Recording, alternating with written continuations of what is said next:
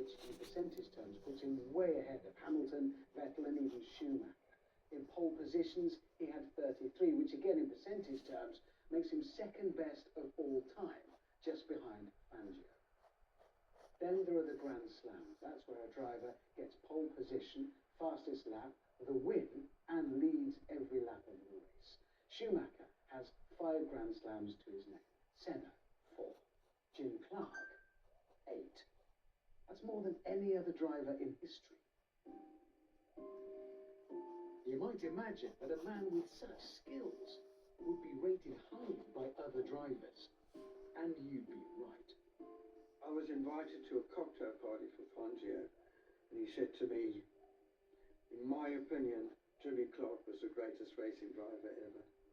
And coming from Fangio, there's no better compliment than that.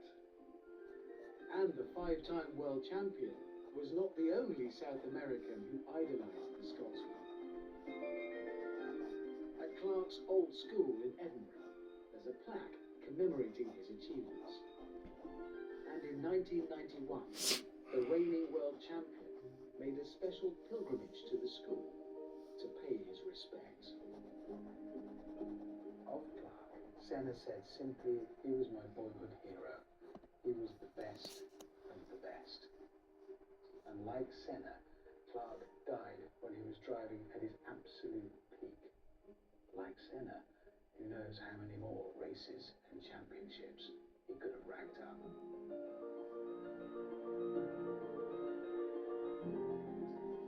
He was the benchmark. That was it.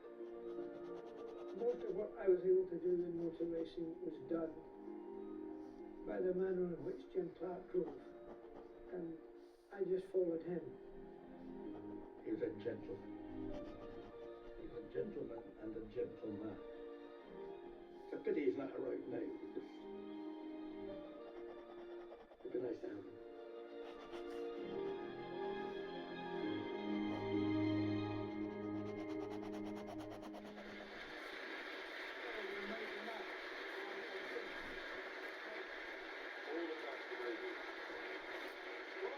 Truly amazing is how many championships he took part in. I mean, can you imagine Lewis Hamilton getting out of his Formula One car and saying, I haven't got time for the interviews because I've got to go off and do a touring car race? Just wouldn't. The other thing that's worth remembering is back in the early 60s, if you went to Australia, if you flew to Australia, that meant 8 stops. And there were no flat deck, there weren't even any movies. Yeah, and let's not forget, he'd get off that aeroplane, do a race, win it, obviously, then get on another aeroplane straight away to France to win a race there.